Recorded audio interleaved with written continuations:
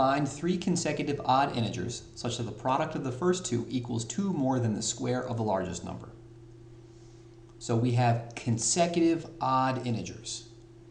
So to remind you what this might mean, say if we look at consecutive odd numbers, these would be 1, 3, 5, 7, 9, and so on.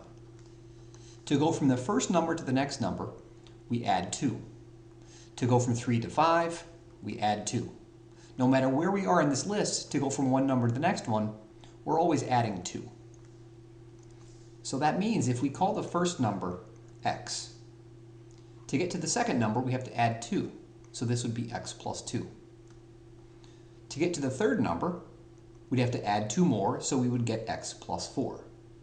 Now we could go further with this pattern, but we only have 3 numbers to worry about, so we've got the first, the second, and the third. Okay, so that takes care of the 3 consecutive odd integers part. This such that is a keyword that's telling you that the equation is getting ready to start. The product. Product means multiply. So we're going to multiply 2 things together. The product of the first 2 numbers. So this means the first number times the second number. So the product of the first 2 equals 2 more than.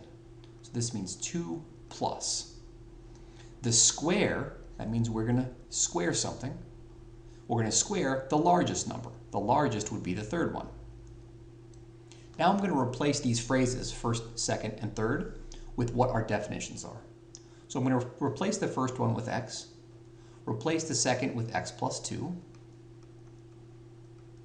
and replace the third with x plus 4. So now let's simplify by distributing through. So if we distribute this x to both terms, we've got x squared plus 2x. And on the right-hand side, when you see x plus 4 squared, this means we have x plus 4 times itself. And that we can now distribute through. So x times x is x squared. X times 4 is 4x. And then 4 times x is another 4x. And then 4 times 4 is 16. And now we'll copy down the rest of the equation.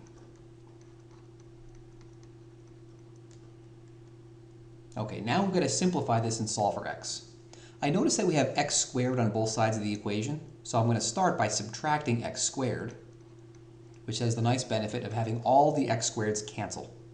So now we're left with 2x equals 2 plus 4x plus 4x plus 16. Let's now combine like terms. So on the right-hand side, 4x plus 4x is 8x, and 2 plus 16 is 18. I want to get x by itself, but first I've got to address the fact that x shows up on both sides of the equation. So I'm going to subtract 8x on both sides. This way on the right-hand side, the 8x cancels and we're left with just 18. And on the left, 2x subtract 8x is negative 6x. Now we divide both sides by negative 6, and we get x equals negative 3. Now we're not done at this point because they said to find the 3 numbers.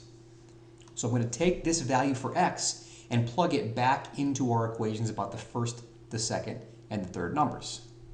I'm going to replace every x that we see here with our x value, with negative 3. That means the second number is negative 3 plus 2, so that's negative 1.